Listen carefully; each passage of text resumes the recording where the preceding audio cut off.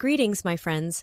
Today I want to share with you a story of a young girl's bravery, a mother's love, and the unbreakable bond between the two. Enjoy the story.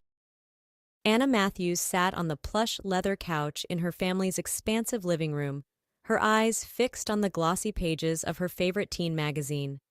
But the latest celebrity gossip couldn't hold her attention today. Instead, the 12-year-old's gaze kept darting to the hallway, where her soon-to-be stepfather, Arthur, was pacing back and forth, his voice low and hushed as he spoke on his cell phone. "Oh, come on, baby," Arthur cooed, a sly grin spreading across his face. "You know I can't wait to see you again. Sarah's out running errands, so we've got plenty of time to talk." Anna's stomach churned. Sarah was her mother, the woman Arthur was supposed to be marrying in just a few short weeks. So who was this baby he was talking to? As Arthur's conversation continued, peppered with flirtatious laughter and promises Anna knew he had no intention of keeping with her mother, she felt a familiar anger bubbling up inside her. Ever since Arthur had entered their lives 2 years ago, things had changed. Her once vibrant mother had become a shadow of herself, constantly trying to please Arthur and make everything perfect for their upcoming wedding. Anna missed the days when it was just her and her mom, curled up on the couch watching cheesy rom-coms and eating ice cream straight from the carton. Now, their spacious home felt more like a museum, everything polished and perfect, but cold and untouchable. As Arthur's voice grew fainter, disappearing into his home office, Anna made a split-second decision. She needed to talk to someone who would understand, someone who wouldn't dismiss her concerns as the overactive imagination of a preteen. She needed Peter. Slipping on her well-worn sneakers, Anna crept towards the front door. "I'm going for a bike ride," she called out, knowing Arthur was too engrossed in his phone call to care. Without waiting for a response, she darted out into the warm summer air. Anna pedaled furiously, her long brown hair streaming behind her as she left behind the manicured lawns and McMansions of her neighborhood. The farther she rode, the more the scenery changed. Perfectly pruned hedges gave way to overgrown bushes, and shiny SUVs were replaced by cars that had seen better days.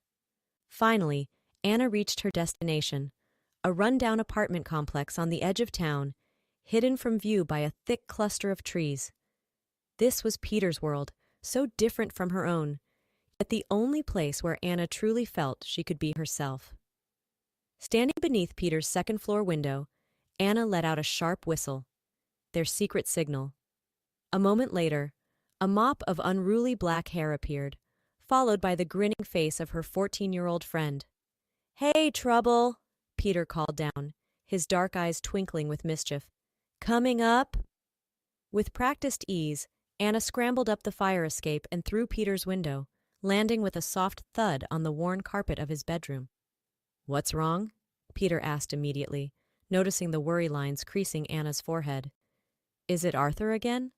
Anna nodded, sinking onto Peter's bed. "I overheard him on the phone with some woman. He was calling her baby and talking about how they'd have time alone while my mom was out." Peter's face darkened. "That sleazeball. Have you told your mom?" Anna shook her head, tears pricking at the corners of her eyes. "She won't listen to me, Pete. Every time I try to say something bad about Arthur, she gets all defensive and says I'm just having trouble adjusting to the changes." Peter sat down next to her, bumping her shoulder gently with his own. "That sucks, Anna Banana, but you've got to keep trying. Your mom deserves to know the truth before she marries this jerk." Anna nodded, drawing strength from her friend's unwavering support. "You're right. I'll try talking to her again tonight. Thanks, Pete." As Anna prepared to leave, Peter caught her arm. "Hey, if things get tough at home, you know you can always come here, right? Mi casa es su casa and all that?" Anna smiled, feeling lighter than she had in weeks. "I know. You're the best, Pete." As she climbed back out the window, Anna couldn't help but marvel at the differences between her world and Peter's. Her house may have been bigger and fancier, but there was a warmth here, in this tiny cluttered apartment, that had been missing from her own home ever since Arthur arrived. With renewed determination, Anna pedaled home, ready to confront her mother with the truth about her fiancé. Little did she know, the evening ahead would bring more heartache than she could have imagined. Anna returned home to find the house eerily quiet, Peering into the kitchen, she saw her mother, Sarah, methodically chopping vegetables for dinner. The rhythmic thud of the knife against the cutting board was the only sound in the otherwise silent room. "Hey, Mom," Anna said cautiously, sliding onto a bar stool at the kitchen island. "Need any help?" Sarah looked up, a fleeting smile crossing her face before the worry lines returned. "Oh, hi, sweetie. No, I've got it under control. Arthur's heading out for the evening bachelor party planning with the guys, so I thought we could have a girls' night. How does homemade pizza sound?" Anna's heart leapt at the prospect of spending time alone with her mom, just like old times. "That sounds great. Can I help with the dough?" As they worked side by side, kneading the dough and chatting about Anna's upcoming school year, she almost forgot about the gnawing worry in her stomach. But then Arthur sauntered into the kitchen, and the bubble of happiness burst. "Hey, babe," he said, planting a kiss on Sarah's cheek. "I'm heading out. Can I borrow some cash? I forgot to hit the ATM." Sarah's smile faltered for just a moment before she reached for her purse. "Of course, honey. How much do you need?" "A couple hundred should do it," Arthur replied smoothly, pocketing the bills Sarah handed him without a word of thanks. As he turned to leave, Arthur ruffled Anna's hair, a gesture that made her skin crawl. "Don't wait up, ladies. It might be a late one." The moment the front door closed behind him, Anna couldn't hold back any longer. "Mom, we need to talk about Arthur." Sarah's back stiffened as she turned to face her daughter. "Anna, please, not this again." "But Mom, you don't understand. I heard him on the phone today, talking to some other woman. He called her baby and—" "Enough!" Sarah's voice cracked like a whip, making Anna flinch. "I don't want to hear another word about this, Anna. Arthur loves us. He's going to be your stepfather, and I won't have you making up stories to try and ruin our happiness. Do you understand me?" Tears welled up in Anna's eyes. "But Mom, I'm not making it up. Why won't you believe me?" Sarah's face softened for a moment, but then the walls came back up. "Go to your room, Anna. I think we both need some time to cool off." As Anna fled up the stairs, her vision blurred by tears, she couldn't shake the feeling that she was losing her mother to a man who didn't deserve her. Collapsing onto her bed, Anna buried her face in her pillow and let the sobs come. Hours later, she was jolted awake by the sound of raised voices. Creeping to her bedroom door, Anna pressed her ear against the cool wood, straining to hear. "Where have you been?" Sarah's voice was tight with anger and worry. "It's 3 a.m., Arthur." "Relax, babe," Arthur slurred, his words running together. "Just lost track of time with the boys. No big deal." "No big deal? You reek of perfume, Arthur, and it's not mine." There was a long pause, followed by the sound of stumbling footsteps. "Don't be ridiculous, Sarah. You're imagining things. I'm going to bed." Anna's heart raced. This was her chance. Surely now her mother would see Arthur for who he really was. But as she heard her mother's defeated sigh and the soft click of their bedroom door, she realized with a sinking feeling that nothing had changed. Sarah was still blind to Arthur's true nature, and Anna was more alone than ever. The next day, Anna found herself once again perched on the rickety fire escape outside Peter's window, pouring out the events of the previous night. "I don't know what to do, Pete," she finished, wiping away a stray tear. "Mom won't listen to me, and the wedding is in less than a week. I can't let her marry that jerk." Peter's brow furrowed in concentration. "We need proof," he said finally. "Something your mom can't ignore or explain away." Anna's eyes widened. "Like what?" A mischievous grin spread across Peter's face. "What if we caught Arthur red-handed? On video?" As Peter outlined his plan, Anna felt a mixture of excitement and fear bubbling up inside her. It was risky, no doubt about it. If they got caught, she'd be in more trouble than she'd ever been in her life. But the alternative, watching her mother marry a lying, cheating scumbag, was unthinkable. "Okay," Anna said, her voice steadier than she felt. "Let's do it." The next few days passed in a blur of wedding preparations and covert operations. While Sarah was distracted by flower arrangements and seating charts, Anna and Peter put their plan into motion. Using a tiny camera Peter had borrowed from his older brother, they managed to capture footage of Arthur's late-night phone calls and secret meetings. But their big break came just 2 days before the wedding, when they followed Arthur to a seedy motel on the outskirts of town. Hidden behind a dumpster in the parking lot, Anna felt her stomach lurch as she watched Arthur embrace a scantily clad woman who was definitely not her mother. "Got it," Peter whispered triumphantly, holding up the camera. "This is the smoking gun, Anna. Your mom can't ignore this." But as they biked home, the reality of what they were about to do hit Anna full force. This wasn't just about exposing Arthur anymore. She was about to shatter her mother's world, to humiliate her in front of all their friends and family at what was supposed to be the happiest day of her life. "Pete," Anna said, her voice small, "are we doing the right thing?"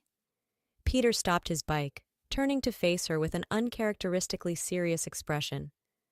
"Anna, think about it. If we don't do this now, your mom could be stuck with this loser for years. She might have kids with him.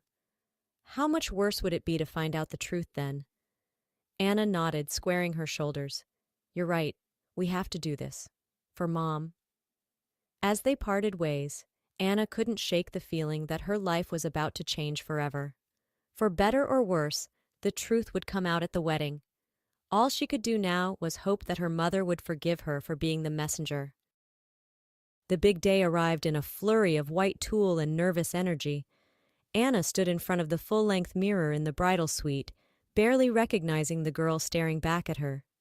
Her usually unruly brown hair had been tamed into soft curls, and the pale pink bridesmaid dress made her look older than her 12 years.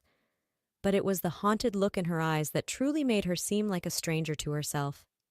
"Oh, honey, you look beautiful," Sarah gushed, appearing behind Anna in the mirror.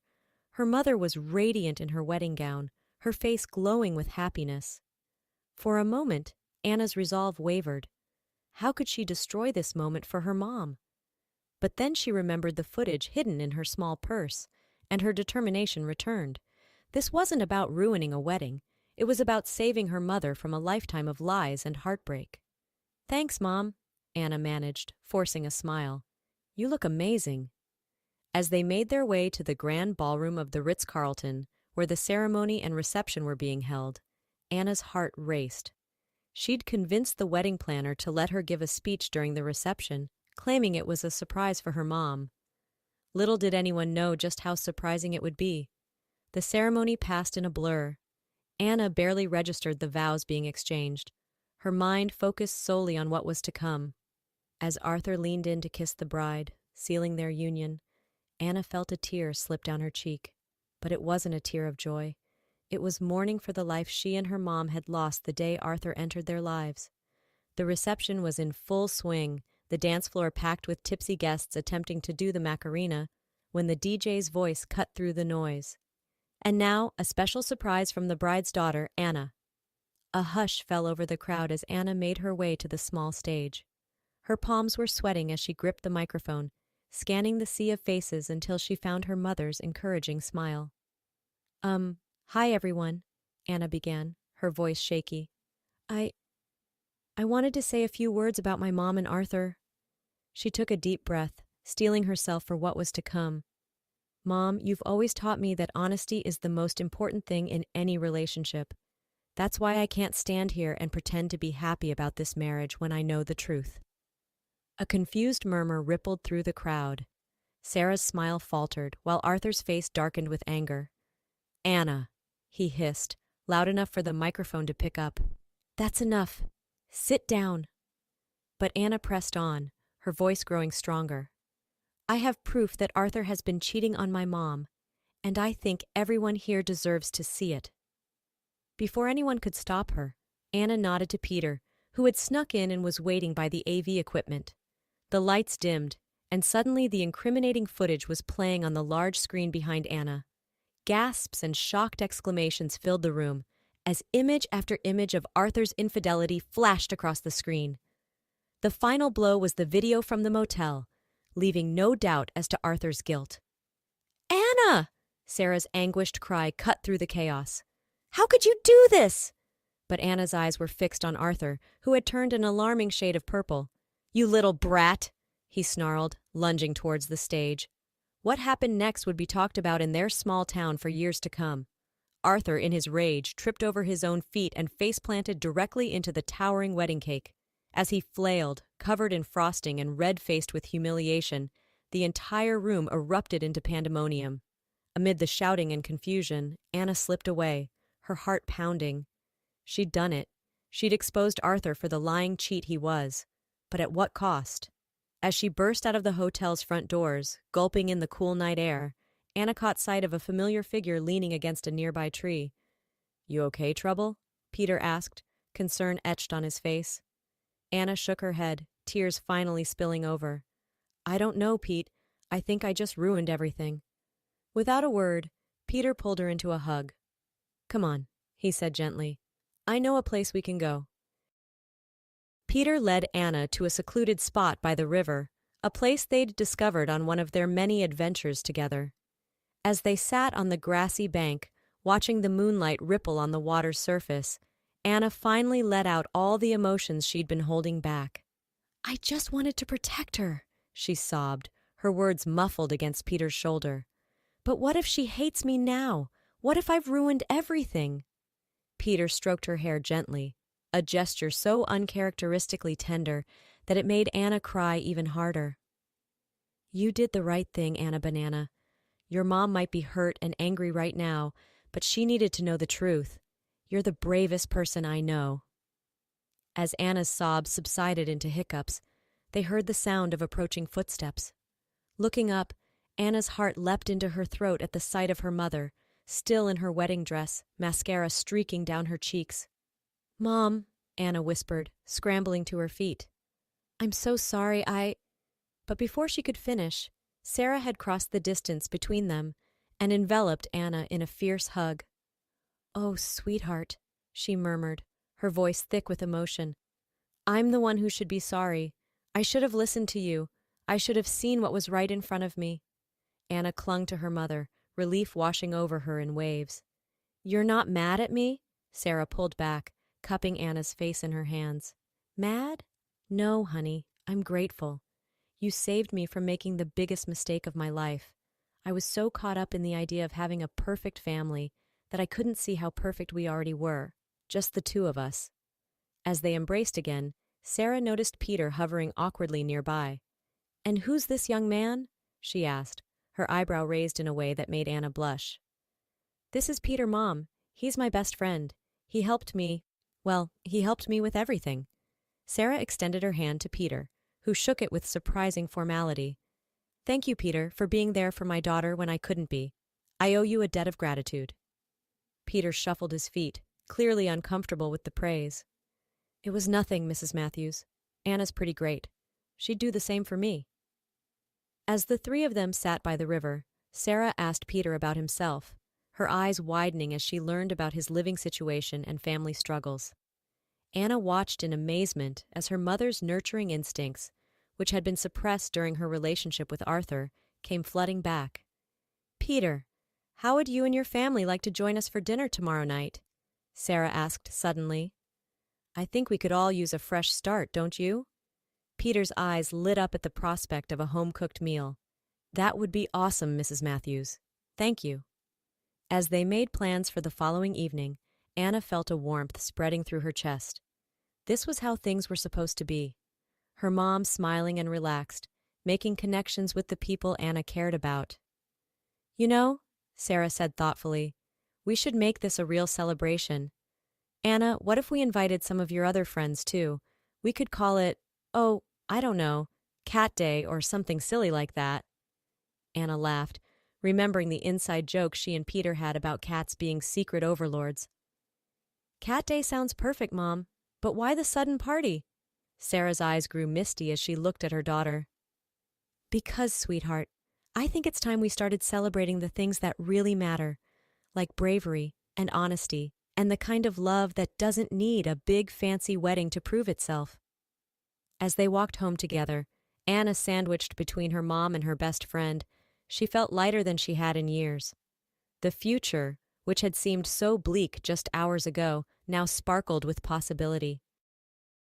The Cat Day celebration turned out to be the start of a beautiful new tradition for the Matthews household. Sarah, freed from the constraints of her relationship with Arthur, blossomed into the warm, vivacious woman Anna remembered from her childhood. Their home, once a showpiece designed to impress Arthur's high society friends, became a hub of laughter and warmth. Peter and his family became regular fixtures at the Matthews dinner table, and Sarah took it upon herself to help Peter's struggling single mom find better employment. The two women formed a fast friendship, united by their shared experiences and the love for their children. As for Anna, the ordeal of exposing Arthur had given her a new sense of confidence. She joined the school newspaper, channeling her investigative skills into uncovering cafeteria mysteries and exposing unfair dress code policies.